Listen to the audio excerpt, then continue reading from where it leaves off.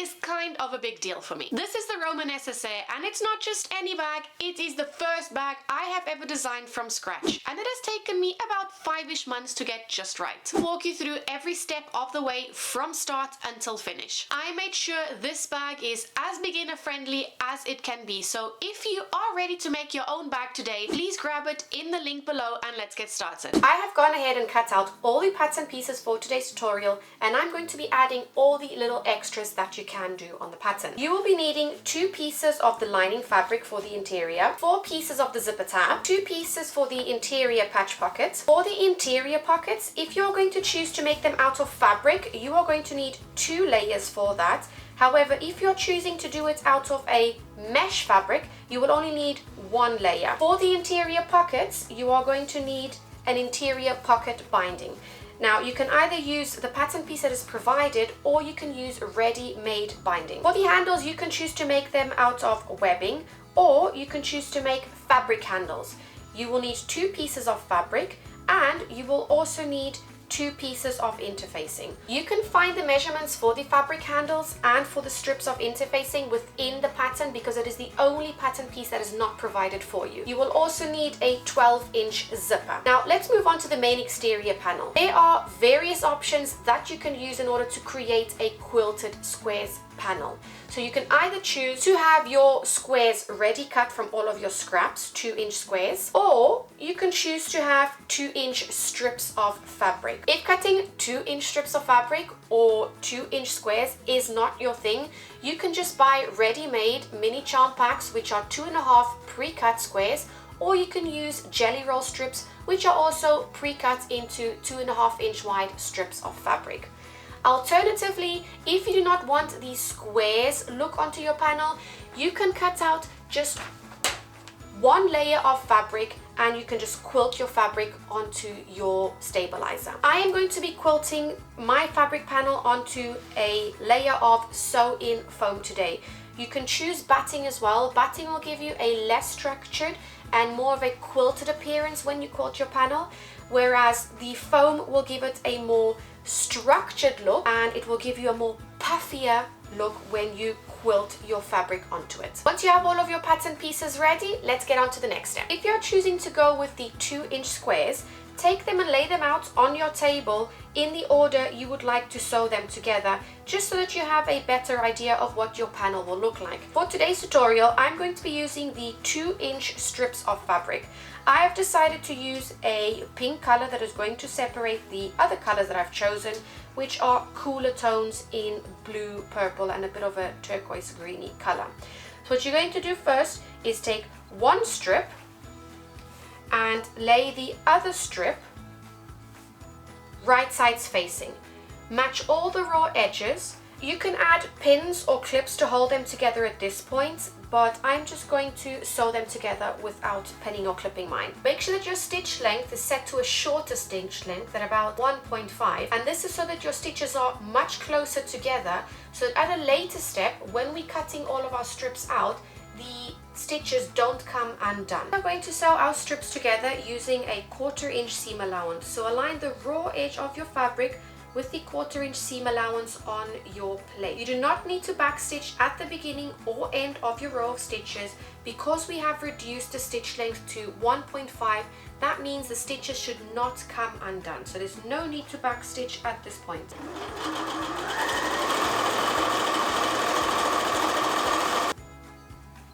Right, so now we have 2 strips of fabric joined together. We started sewing these 2 together from the top edge all the way down to the bottom. What we want to do now is flip that around, and we want to join the next piece sewing from the opposite direction. So now we're going to sew from the bottom down to the top. Why we are doing this way is when you put your fabric through the machine, it tends to pull the fabric ever so slightly. So in order to avoid our panel shifting all to the same side, we are going to alternate from which side we are sewing our strips together. So grab your second piece of fabric and let's put it now right sides together and join the raw edges. And I'm just going to again take it over to my machine. So again, just align the raw edges of your fabric strips with the 1/4-inch mark on your needle plate.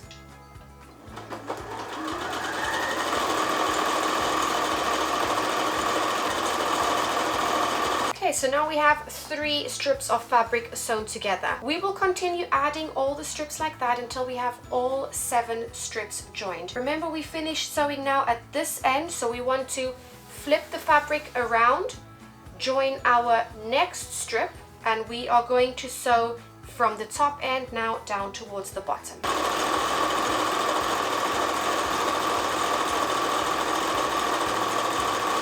Okay, now we have all our 7 strips sewn together, and the next step is to press the seam allowances open.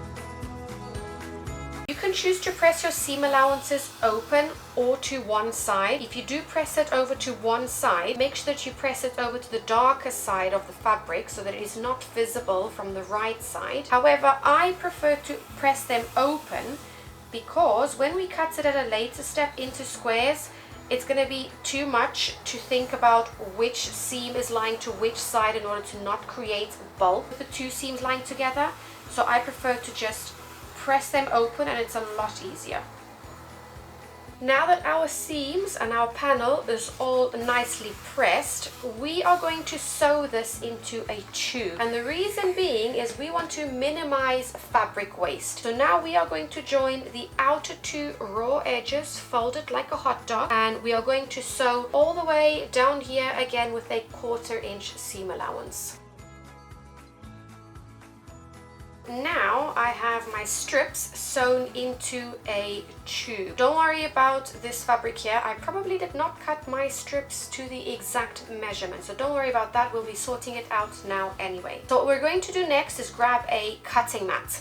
You're also going to need a ruler and a rotary cutter to get the most accurate cuts. So we want to straighten out these edges by placing our ruler using the shortest piece of fabric that we have. My ruler has lines all across it, grid lines, so use whichever line you have on your ruler in order to align one straight line on the ruler onto the edge of the fabric. My ruler is already a 2-inch ruler. If you do not have a ruler that is 2 inches wide, you can create just a paper template and use that as a guide. Now from the straight edge that we've just cut, place your ruler, align the ruler with the raw edge, and cut every 2 inches so that we have lots of little tubes.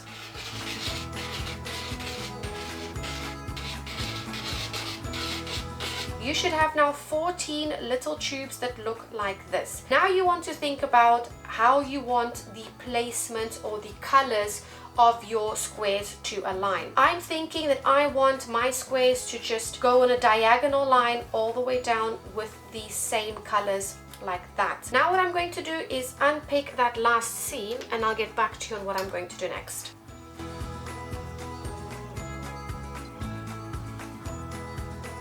So I'm going to have a look now at my next piece that I have cut, and if I want my squares to be matching in a diagonal line, that was the last seam I sewed. So now I want to unpick the seam after that one.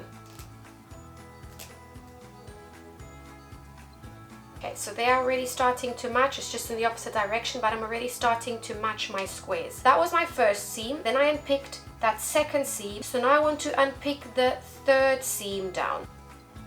And you can see now the pattern is beginning to form. You can choose to do it this way, or you can choose to unpick other seams. It just depends on what is the look that you want for your bag. You can just keep on unpicking the 1st and 2nd seam, and then your squares will be up and down. You can choose to make a V with your squares where you unpick the 1, 2, 3, 4, 5 seam, and then you go back to unpicking 4, 3, 2, 1 in order to get your squares in a V. It's really up to you. You pick the design you want to. I'm going to go ahead and continue unpicking my seams, and I'll get back to you in just a minute.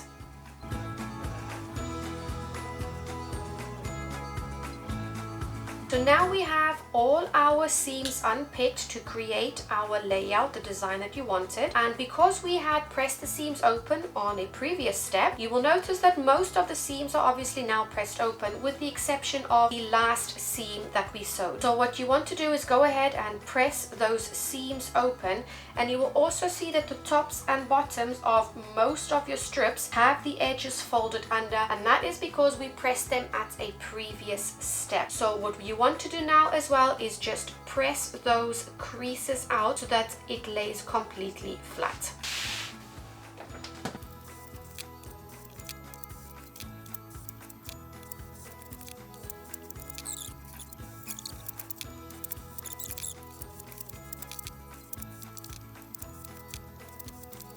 All the seams on my fabric strips are pressed open, and now we want to sew all the strips together. I really want to maintain the order of my strips, and I'm going to chain stitch them. So I am going to number each of my strips to make sure that I don't lose the order while I chain stitch them. All the chain stitching is basically sewing 2 strips of fabric through the sewing machine, not cutting the stitches, and sewing the next 2 strips together, and we continue on like that. So I'm just going to now label my strips, just one on the top box, and I'm just going to label them from 1 to 14.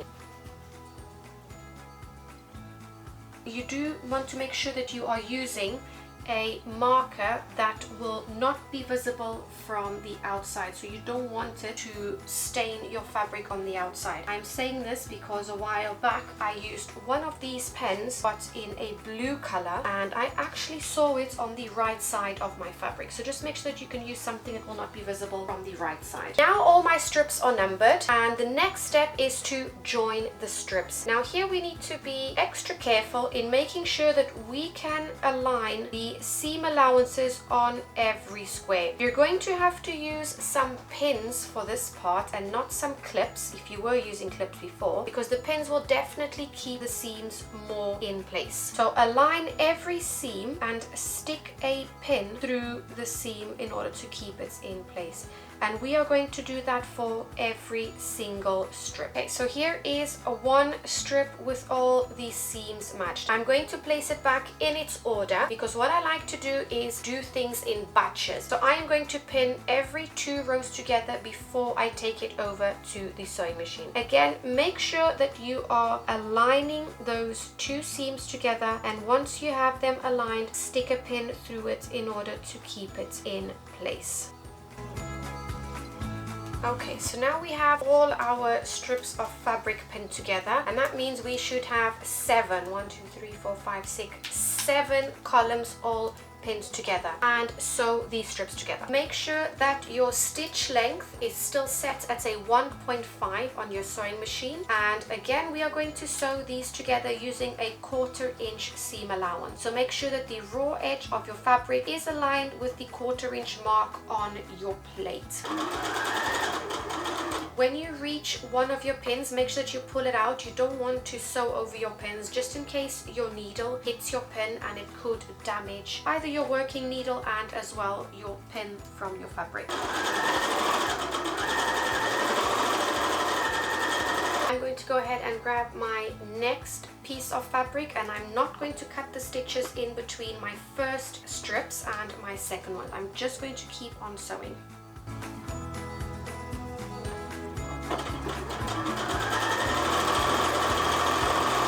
By doing this, we're not only saving on time, but we are also saving on a little bit of thread. So currently what I'm doing is I'm having all my odd numbers are facing up while I am feeding my strips of fabric through the sewing machine. This is just to keep it all organized and for it not to get muddled up. We are now nearly finished with our squares panel. What we're going to do now is just cut the threads in between all of our strips that we sewed together, and we are going to lay them out on our table again in the correct order. Now I have all the even numbers facing up, and what we're going to do is just open up each of these strips so that we can make sure that we are going to be joining the correct sides together in order to sew the rest of these squares to form our full panel. So what I'm going to do is, I can see here that this is 2 and 3 numbered. So I'm going to join these two together simply by flipping them over. So I'm going to be joining the first seams over here. Again, align those seams perfectly and stick a pin through it. And we're going to do it for each seam. You can either choose to pin them together again in pairs, or you can pin them all together at once, and that's exactly what I'm going to do. I'm just going to pin them all together at the same time. So this is 2, so 4, and I've got 6 here, but I want to join my 5 and my 4. So I'm going to open that up and just lay it over like that. And pin the seams all together again.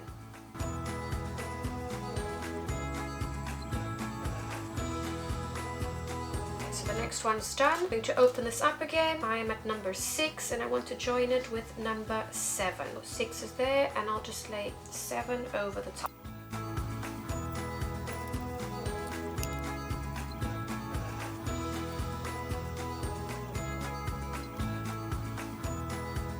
Okay, so now we have all of our strips pinned together, and as you can see, we had a lot of fabric before and it is all shrunk down because with every seam that we have sewn, the panel has shrunk ever so slightly. Now this will only be enough for you to be able to cut out one main exterior panel. If you want to create 2 main exterior panels from a layer of squares, you will need double this amount, so you will need to make another panel the same size as this one. For now though, let's get back onto the sewing machine and sew all of these together using a 1/4 inch seam allowance again, making sure that our stitch length is still set to 1.5 millimeters. Just now when I was sewing, I noticed that my numbers were at the top, so in order to make sure that my panel is not shifting in one direction as it's being pulled through the machine, I am going to just flip that around and sew from the other side. So make sure that you align the raw edges with your 1/4 inch mark on your needle plate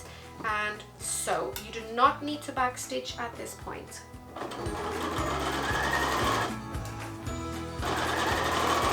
So this is what your panel should be looking like right now. This is the front and this is the back side. As you can see, all these seams are popping up, so what we're going to have to do now is press those seams flat open. If you were just creating one squares panel, that is all the work done. So no more pinning, no more cutting all the little squares out. That is done. If you do want to create though a second panel made from squares, you will have to repeat the same steps all over again. Otherwise, you can just make the second main exterior panel from just one layer, one plain layer of fabric.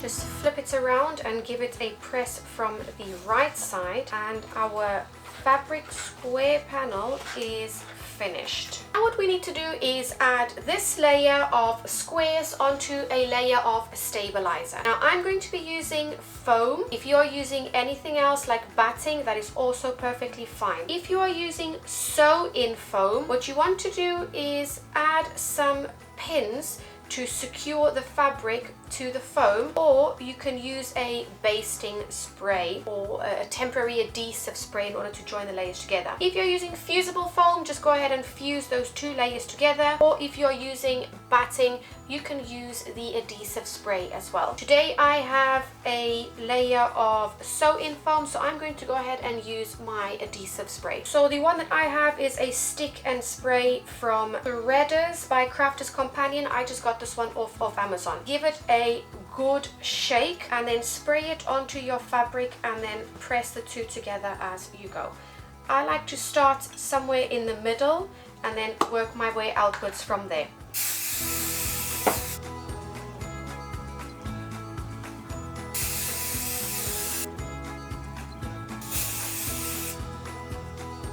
Now that that's done, you get to choose how you want to quilt your panel. So there are lots of different options you can choose from. In the written instructions, I provide you with how to do a chevron stitch onto your fabric. For today, what I'm going to do is just use a 1/4 inch seam from every seam that I have already stitched. I'm just going to sew 1/4 inch away from every seam in each direction. You can also sew diagonally across just one side or do them both sides. It's completely up to you how you wish to quilt your panel. As I am doing my second exterior panel with just one layer of fabric, I'm going to use the same design from here over onto there. So because I'm going to be stitching a 1/4 inch away from each of the seams, if I stitch in a 1/4 inch from every seam, the space in the middle is going to be 1 inch.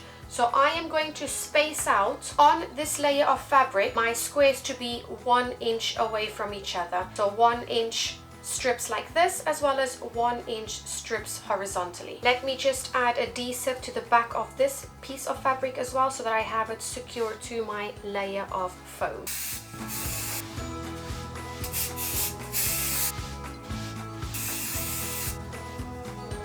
On this one, I have the guide of my seams in order to keep the 1/4 inch seam allowance straight from each side. But over here, I don't have that. So what I'm going to do is going to draw a line straight down and then one straight across. And I am going to be using my quilter's guide in order to do the rest, so that I don't have to keep on drawing lines on my panel. And I will show you what that is on the sewing machine in just a minute. So I'm just trying to find the center line and then just go from there. It doesn't have to be super accurate at this point, the first line, because I will be able to cut the panel out to its size in just a minute. Now it is larger, so I will have a bit of room to play with. Now that I do have a straight line down, I will be able to get this line straighter because I have somewhere to measure it from. All I'm using to mark this is just a piece of chalk. You want to make sure that you use a marker that will easily come out of your fabric, otherwise your lines will stay on it and it will be visible from the outside. So I'm going to be starting with my squares panel first. I'm going to be stitching a 1/4 inch away from every seam, and I know that on my foot where a 1/4 inch mark is, because I won't be able to see what is on my plate. So go ahead, take a ruler, measure the distance from your needle a 1/4 inch away and focus on that point on your foot. You also want to make sure at this point that you lengthen your stitch length, because we are sewing through thick layers, and also just for the stitches to look a lot prettier. This is what our first stitch line is looking like. You might want to consider as well the color of the thread you are using, because that is going to be very visible on the outside. I am just using a silver colored thread, which I think will blend in really well with all the colors. It does stand out a little bit, but I still also think it will blend in perfectly fine. So now what I'm going to do is just create another row of stitches on the other side of the seam.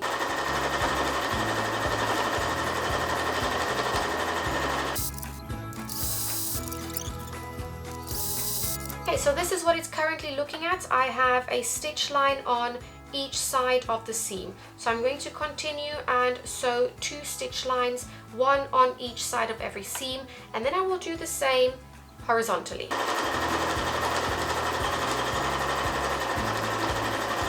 I have quilted my fabric squares to my layer of foam, and I said earlier I was going to do horizontal lines as well, but I quite like how it's looking with just the vertical lines, and I am going to leave it as it is. But if you would like to add horizontal lines, just go ahead and sew another 2 rows of stitches, one on either side of each seam. Now all I need to do for my 1 layer panel is I'm only going to do the vertical lines as well, and I'm just going to ignore the other one that I drew. So let's get onto this second main exterior panel, and then we can finally move on to the construction of the bag. Earlier on I spoke to you about a quilter's guide, or at least what I think is called a quilter's guide. And what you do with this little arm is you stick it onto the foot of your machine. There is a little hole towards the back in which you can just insert it and then distance it on your needle plate with the amount that you need. So I am going to use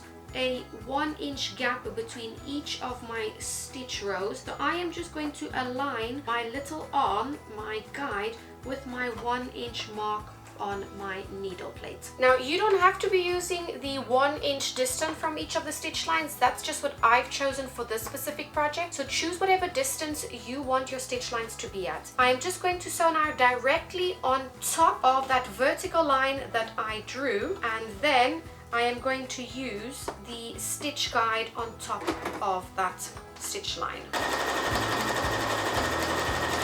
So here I have created my first row of stitches directly on top of the mark that I drew earlier on. I am going to now use that as a guide and place my quilting guide just in the groove of those stitches, and I will lower my needle and continue sewing from here, and this will be at a 1-inch distance from each other.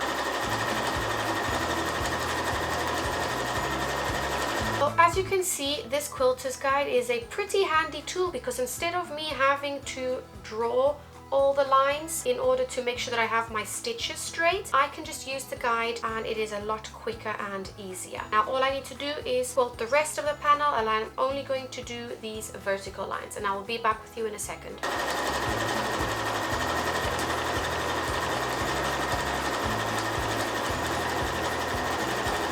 Now we have both of our panels quilted, ready to cut out our main exterior panel. We didn't do this earlier because when you quilt layers of fabric together, they tend to shrink, and the more rows of stitches you create, the more the fabric and your panel tend to shrink. Now we've shrunk it all we needed to with our stitch line, and now we are ready to cut it out. Grab your cutting mat and a rotary cutter, as well as your paper template. So I'm going to use the line that I created there as a guide, and all I'm going to do is fold my pattern piece in order to create the same line, to make sure that I cut the panel out straight so that the stitches are actually as vertical as they can be. I'm just going to align that over there.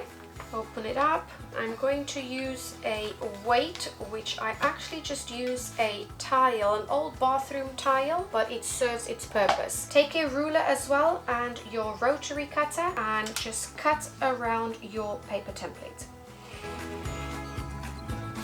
Here we have main exterior panel number 1 cut out. Let's now cut out our squares. I want to try and make sure that I have this as straight as possible as well. When you quilted your squares panel, or the other plain panel as well, you may have experienced some sort of disfigurement of your fabric, and that is completely normal because of how many times you have stitched. If that has happened, not to worry. This is why we only cut out the panel after quilting it. Make sure that I have this as accurately cut as I can by positioning this on a seam if I can. Put a weight on it and cut it out the same as before. Panel number 2 cut out. So this is what we currently have. These are our 2 main exterior panels, and I love the way that it is currently looking. Okay, let's set this aside for a second. Next, I'm going to prepare the fabric handles. You can either use webbing if you wish to, but for my bag today, I'm going to be using a strip of fabric. So you should have 2 of these cut out, and the first thing we're going to do is press this one in half, one handle at a time. Press it in half to create a center crease. So go ahead and grab your iron. Make sure that you align the raw edges, put them wrong sides together, and just take your iron, because at this point you just want to create a center crease. Now open up your layer of fabric and take your strip of interfacing with the glue side down. You can feel the bumps on one side and the other side is more smooth. So with the glue, with the bumpy side down, align one edge with the center crease and fuse it in place. The interfacing I'm using today is just some lightweight interfacing. It's Visseline F220, and the instructions to fuse this to your fabric is to just press down with a hot iron for 8 seconds. Now what we're going to do is we're going to take the raw long edges again, and we're going to fold it so that the raw edge meets the center crease, just like that, and press it into place.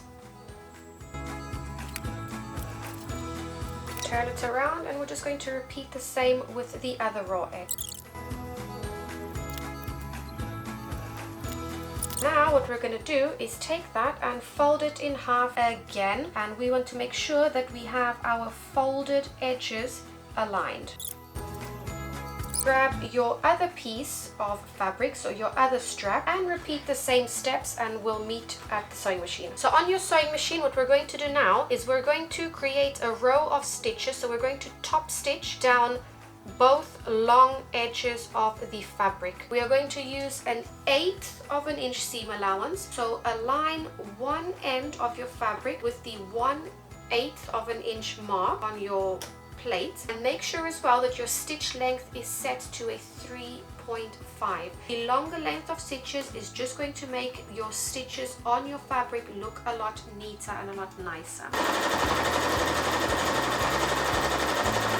And this is what it is looking like. Just 2 rows of stitches on either side. Now let's repeat the same with our second handle. Now that we have our 2 handles ready, let's grab our main exterior panels to attach the handles to them. So on one panel, we'll start with our quilted squares panel. Find the center of this one first by just folding it in half. Seems like that stitch line there is going to be the center of my panel. If you don't have a clear stitch line that's going to show you the center of your panel, just take a ruler and a marker and just draw a line all the way straight down. Now from the middle of your panel, place your ruler and measure 2 inches away on one side. Make sure that the marker you are using is a marker that will easily come off your fabric. Don't want that mark to remain on your fabric. Let's create a line on the other side. So again, from the center line, we will just place our ruler and mark another 2-inch line on the opposite side. One more line to draw. Now from the top edge of the bag, so the bottom is where the cutout corners are, we are going to measure another 2 inches down, make a line across. You don't have to make it all the way across, just so that it is able to reach both of the 2-inch lines on either side. Do the same on the other panel. So here is my center. From the center line, I'm going to mark 2 inches on either side. And the last mark is 2 inches from the top of the panel. So what you're going to do now is take one of your handles and place one edge of your handle with the outer edge of one of your lines. So just like that. Make sure that you align the bottom raw edges, and you can already just place a little clip to keep it in place. I'll just place 2 clips to make sure that it won't pivot while I move. So 2 clips, and make sure that it is not twisted, and align the other bottom raw edge of the panel, and again make sure that your handle is on the outer edge of your line. Because I can't place any clips here in the center to secure my handle down, I'm just going to use a couple of pins, and I will repeat on both sides. The line that we drew on the top here, that is to indicate where we are going to stop stitching our handles onto our panel. So go ahead and, for ease of visibility, transfer those markings onto your handles.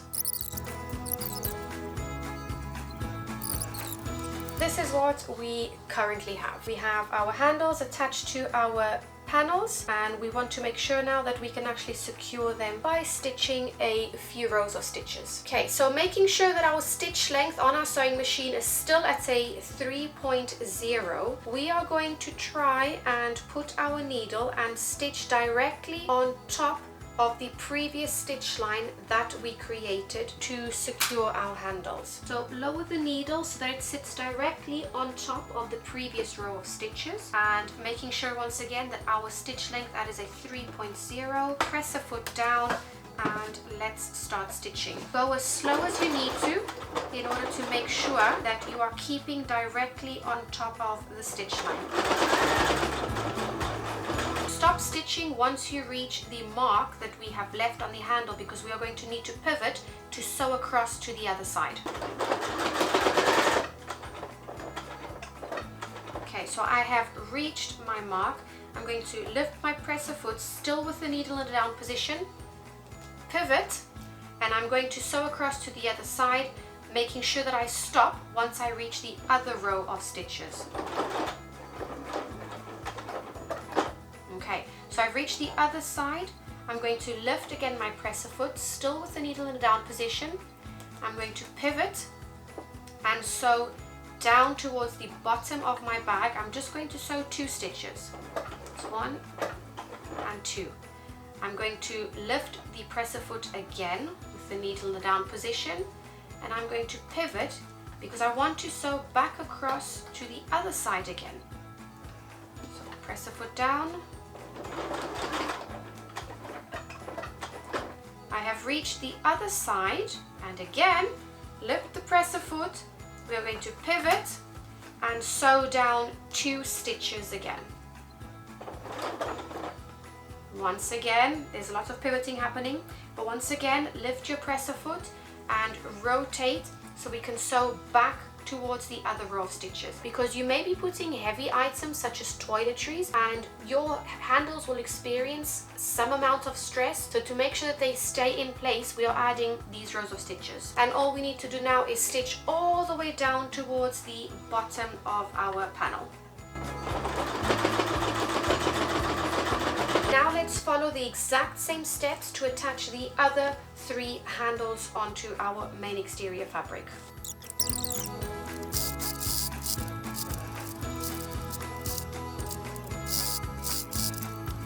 And this is what we have right now. Do take your time when stitching directly on top of your previous stitches, because as you can see I have a double line in certain areas because I went a little bit too fast and I went off track.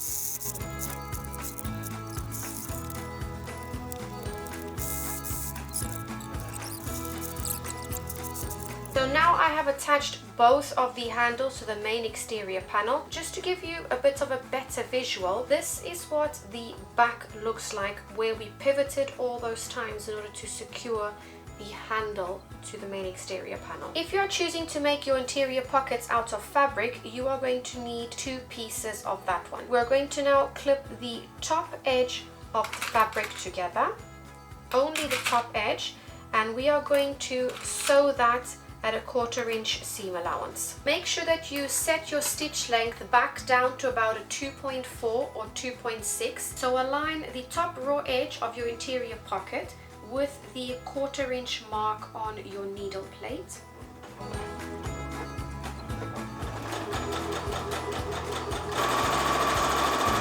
Now that we have sewn that seam, grab your iron first, and we are going to want to press that seam flat to one side.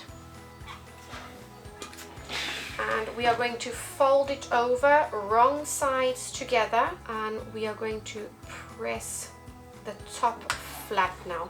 And we will no longer have a raw edge at the top. Now we can set this piece to one side, and the next thing you're going to do is grab the interior pocket binding, which is going to be the top for the pocket that we just sewed. Now this is completely for decorational purposes. It has no importance in the construction of the overall bag, so you can actually choose to leave that off if you want to. I'm going to add mine though in a pink to the top. Let's prepare the binding. So we're going to fold it in half and have the raw edges meet. So fold it in half, wrong sides together, and press to create a center crease.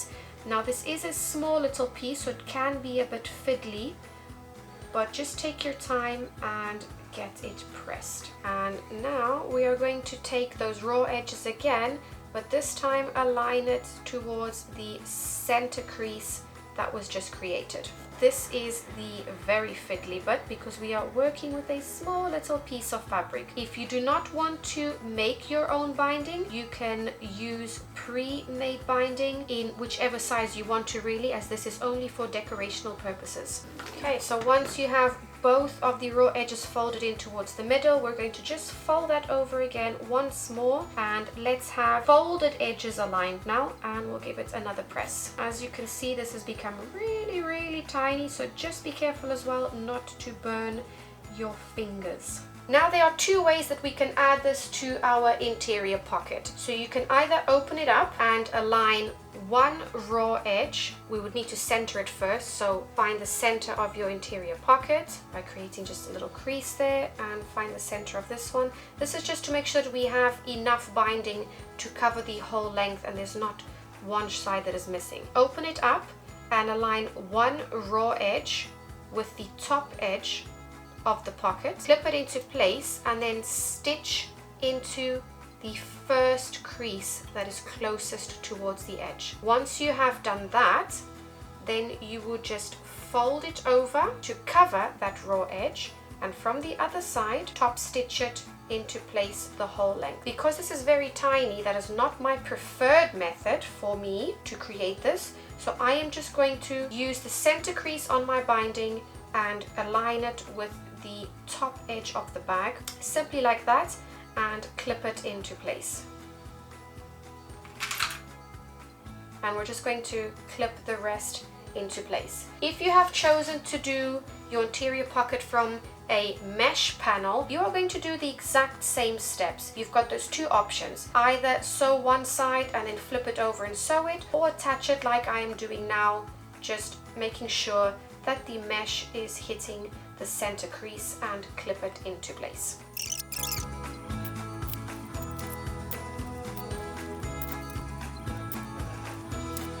Now let's head over to the sewing machine. You can either leave your stitch length at a 2.4, but I want my stitches to look a little bit prettier because we are going to be sewing through a few layers of fabric. I'm going to lengthen my stitch length again to a 3. What we want to do is sew close to the folded edge of the binding, making sure that we are actually catching the binding on the bottom side as well. So don't sew exactly on the edge, because there may be a chance you don't catch the bottom. Just sew a little bit in, just enough to catch both layers.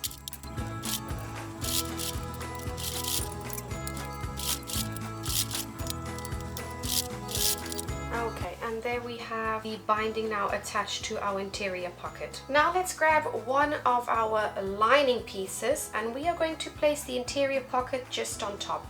Have a look if there is a side of the stitches that you think looks prettier to you, and we'll keep the prettier side facing up, and we will put the not so pretty side on the right side of the lining. And we're just going to line up all the edges, all the boxed corners, and we can clip that into place in just a minute. In order to not let whatever we're putting inside the bag disappear underneath, we are going to draw a line from one corner to the other, because we are going to stitch this closed. So just make a mark from one corner to the other with a marker that you can easily get off, because you don't want this mark to remain on the inside of your bag. If you want to divide your pockets, depending on the use you have for your bag, you either want to just put one division down the middle so you can have two pockets. You can either divide it into various size pockets, or you can leave it completely free. In order to create your pockets, all you want to do is take your ruler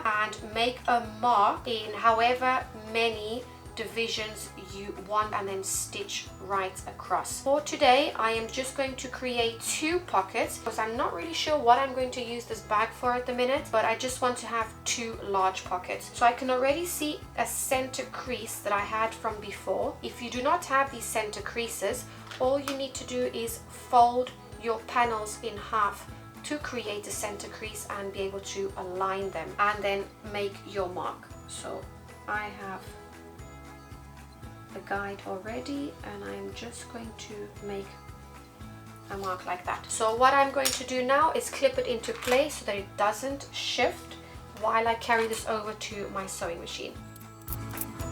I'm also just going to place a couple of pins in the middle just for extra security.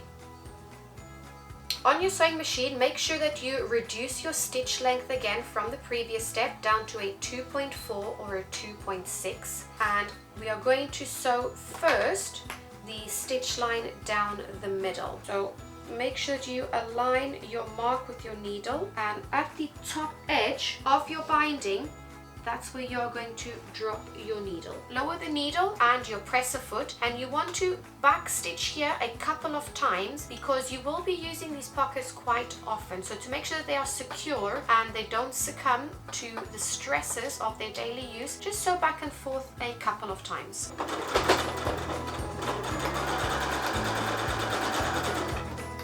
And this is what we have. I have sewn all the way to the bottom of my panel, but if you don't want to do that, you can just stop at the other line we've created and backstitch a couple of times there.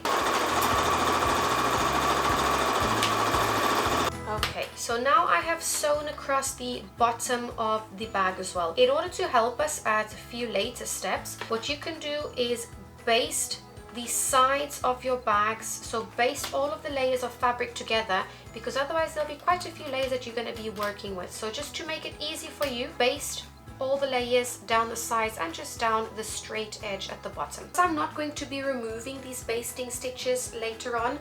I'm not even going to change my stitch length. I'm just going to leave it at a 2.4 for now.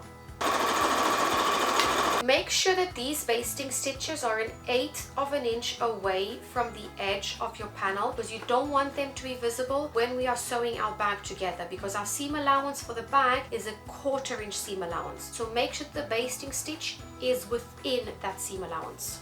Okay, and this is what our interior pocket looks like. Set this one aside, and now what we want to do is create our interior patch pocket. You are going to need 2 pieces, and we are going to lay them right sides together, and we are going to pin them on all 4 sides, but we are going to leave an opening at the bottom. If you are using a directional print, you want to make sure that you leave the opening at the feet, so at the bottom of your print. Just so that I don't forget where to leave my opening, I like to place pins because it's different from what I'm using. I use clips normally, so I'm just going to place pins.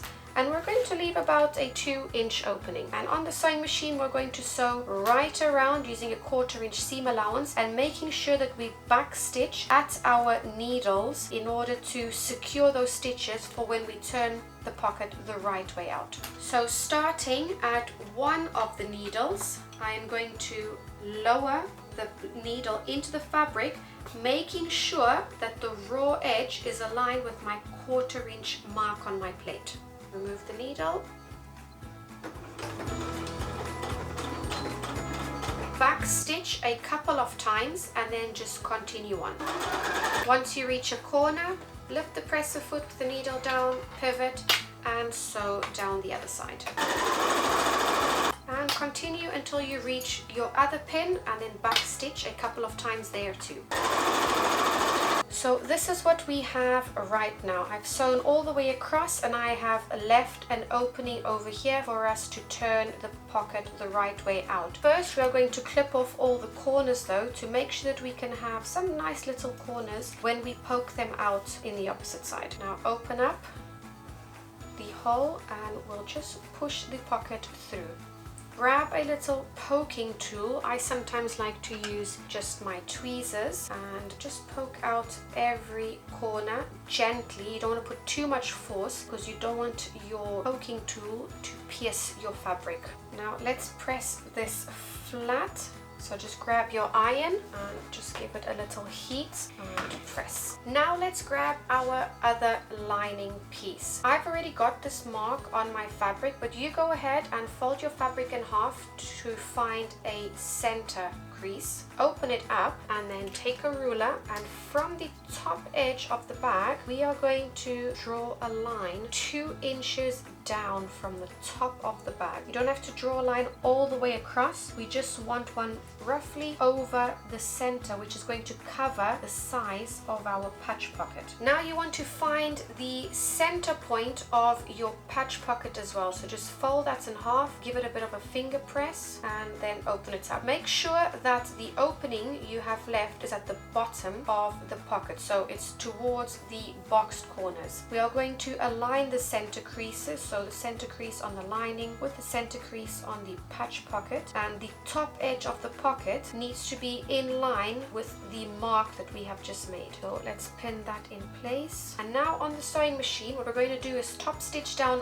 one side, across the bottom, and we're going to be closing that opening, so stitch across the bottom and up the other side. At the top corners, when you finish and start, make sure that you back stitch a couple of times, because again, whatever you're going to use the pocket for, there may be some stress on it and you don't want those stitches to come undone. Also, what you can do is divide this pocket into various divisions. Maybe you want to put some lipsticks in, so you can divide it into 4 sections, so you can either stitch 1 row of stitches down the middle, or you can just leave it completely open, which is what I'm going to do today. However, if you do want to create divisions, make sure that you take a ruler, a marking tool that will easily come out of your fabric, and draw however many lines you want to, so that your stitch lines will be as straight as possibly you can. Okay, make sure that your stitch length is still set at a 2.4, and you are going to top stitch this at about 1/8 of an inch from the edge of the patch pocket. So on my presser foot, I have a mark that is telling me what is 1/8 of an inch. So I'm going to align that with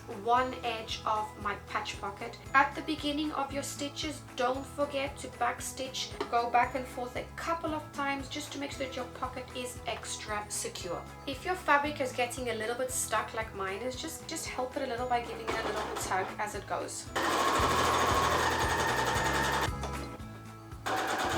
This is what it looks like right now. So we want to cut our zipper down to 10 inches. All we need to do is just take a ruler and a scissor, and I'm going to just chop off the metal zipper stop. Make sure though that you have your zipper pull on this side, otherwise we're going to chop it off. Even if you do chop it off, you can put it back on, but just to avoid the extra work, let's just get our zipper pull on this side.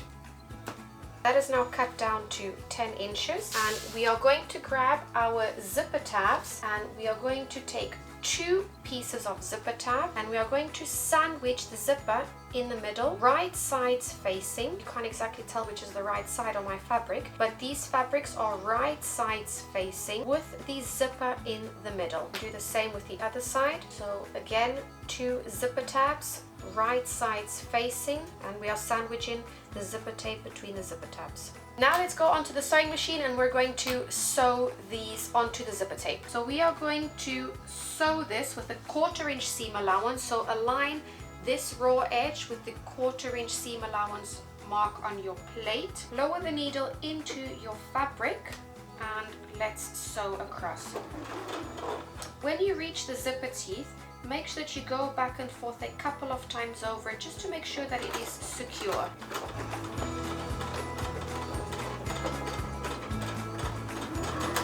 Let's repeat the same with the other side. Take care that your zipper pull is not within your stitch line area. The last thing you want to do is have your needle hit that and something breaks.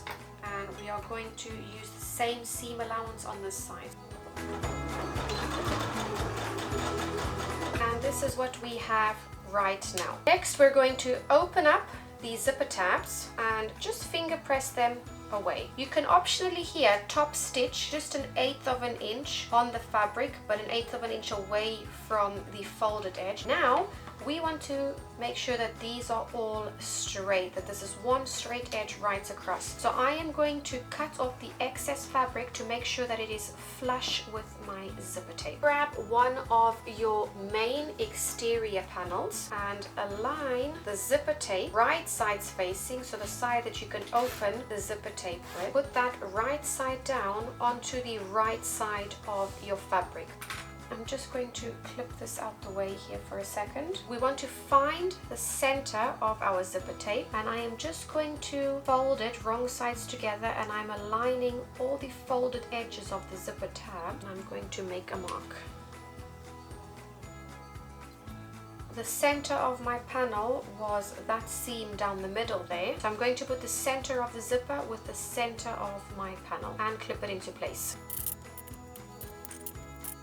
Now that that's all clipped together, let's get on to our sewing machine. So on your sewing machine, you want to change out your normal presser foot for a zipper foot so that we can sew our zipper properly onto the panel. If you don't use a zipper foot, it might be very difficult to reach the zipper teeth, and make sure that you secure the zipper properly to your panel. So I'm just going to go and change my foot now.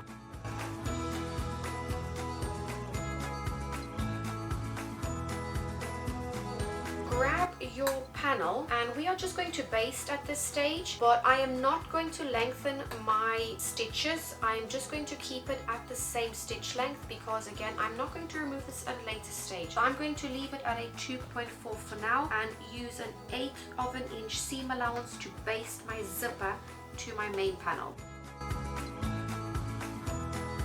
Now that the zipper tape is basted onto our main exterior panel, we are going to grab a lining piece. Now with the lining piece, we are going to put that right side facing down, and again we are going to align the center of our lining with the center of the zipper tape and place a clip. And now continue to clip the lining from the middle all the way to the outside. This is what it's looking like right now. So we've got a lining piece, we have the zipper tape, and we have a main panel. So let's get onto the sewing machine to sew that together. This time we are going to be using a 1/4 inch seam allowance. Make sure that you align the raw edge, top raw edge where the zipper tape is, with the 1/4 inch seam allowance on your needle plate. Lower the needle into the fabric, lower the presser foot, and start sewing. And this is what we have now. So open up the panels and we are going to put them wrong sides together now. And what you want to do is press the lining away from the zipper tape. And what we want to do now is we want to top stitch just over here on the main exterior panel so that we can keep these 2 layers together and away from the zipper tape, because we don't want our lining to be caught within the zipper tape. If you want extra help, just clip the lining and the main together. We are not sewing this part, we are just clipping them together to help keep the fabric in place. You can use a hot iron as well. I feel it doesn't make that big of a difference for me when I'm using foam, so I'm just going to use my fingers and put that through the sewing machine. Because we are going to top stitch through multiple layers of fabric and I want my stitches to look pretty, I'm going to lengthen my stitch length again to a 3 or 3.5 actually this time. We are going to sew now at a distance of an 1/8 of an inch away from the top of the main exterior panel.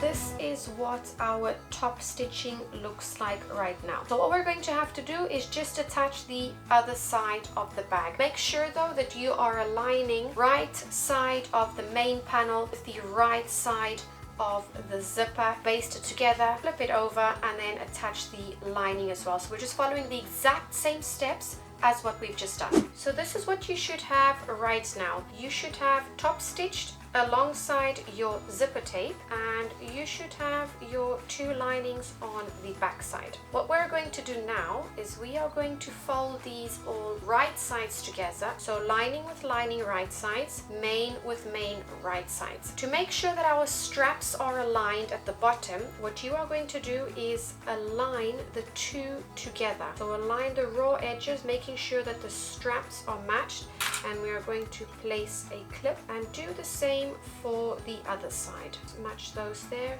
and clip, and now we can continue clipping the rest of the panel.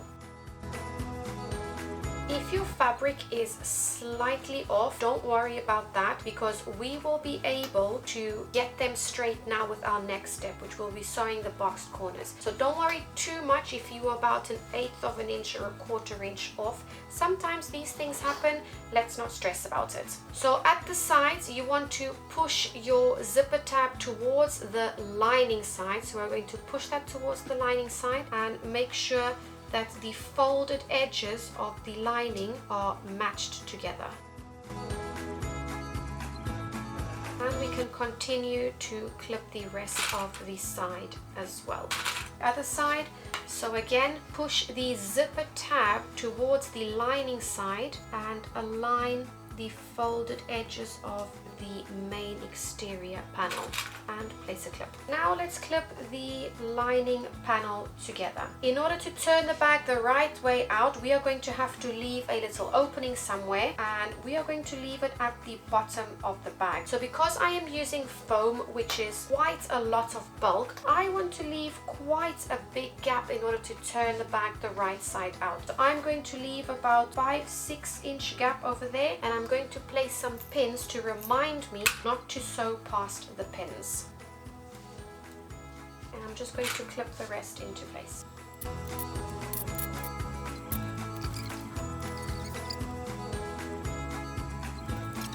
Now that I have all the sides clipped, I also want to make sure that I have left my zipper tape on the inside open. Otherwise, it's going to be really hard to be able to turn the bag the right way out. So I'm just going to stick my hand through one of the corners, which my hand is too big. So we'll just remove some clips and make sure that we open that zipper tape about halfway or a little bit more than halfway. At this point, we are not sewing the corners. We are only going to be sewing that bottom edge, the sides, and over here, leaving about a 5 to 6 inch gap because I'm using foam, which is quite bulky. If you're using batting, you can leave a little bit smaller, but that's not going to make a big difference because we have to sew it closed at the end anyway. So leave an opening the size that you think is enough for you to be able to turn your bag the right way out. So on our sewing machine, I am going to put back my standard foot and I'm going to be removing my zipper foot because I don't need it anymore. So I'm going to start sewing one of the sides first. It doesn't really matter which side you start sewing, but I'm going to start with one of the sides and I'm going to align the raw edge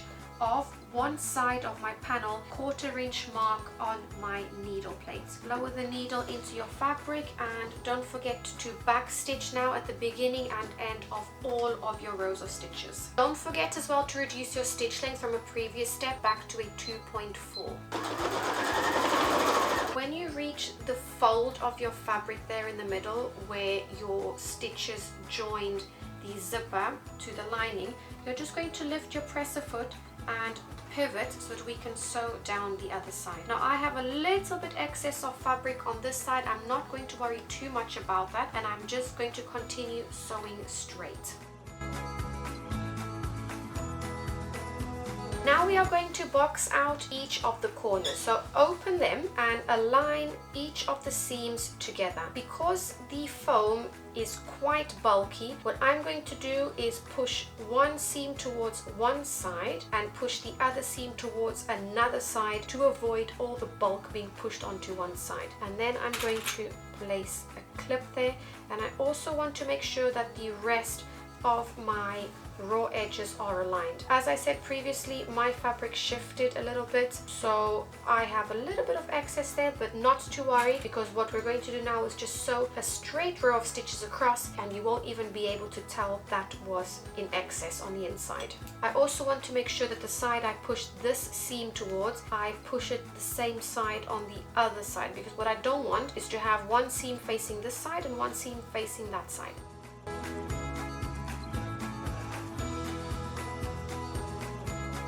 Okay, we are on to the final steps of our bag. What we're going to do now is go over to the sewing machine and we are going to sew all 4 corners closed now. Again with a 1/4 inch seam allowance,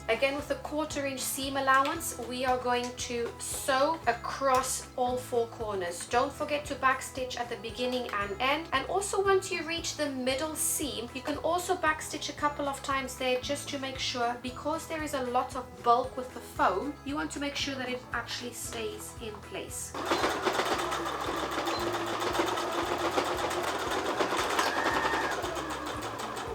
So now we have sewn all 4 corners. I'm just going to give that a little bit of a trim so that there's not too much of a mismatch of fabric then, but I'm just trying to reduce a little bit of bulk as well while I'm cutting. I still have about a 1/4 inch seam allowance on each corner. I just slightly reduced it just in order to get the fabric more aligned and reduce a bit of the foamy bulk that we have on the foam side. And now we just need to reach in through that hole that we left and turn our bag the right way around. Just reaching my hand inside to allow my fingers to poke out all of these corners.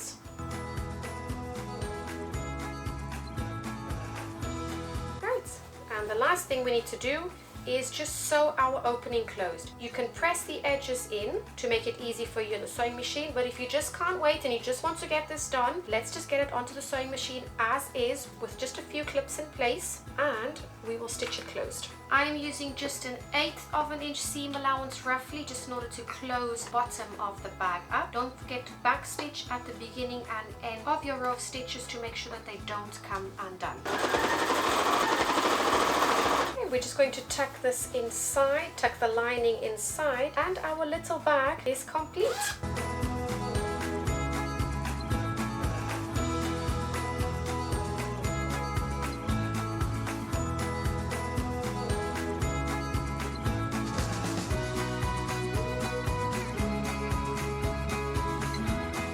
All that's left for me to do now is to use a damp cloth just to remove the chalk marks from my bag, and it will be ready for an outing. I really hope you enjoyed sewing the Roma necessaire with me today. If you post your bag on social media, please do tag me in, because I would love to see your take on this pattern. Please use the hashtag Roma necessaire and tag me bsilver.creates. That's it for me today. Bye for now.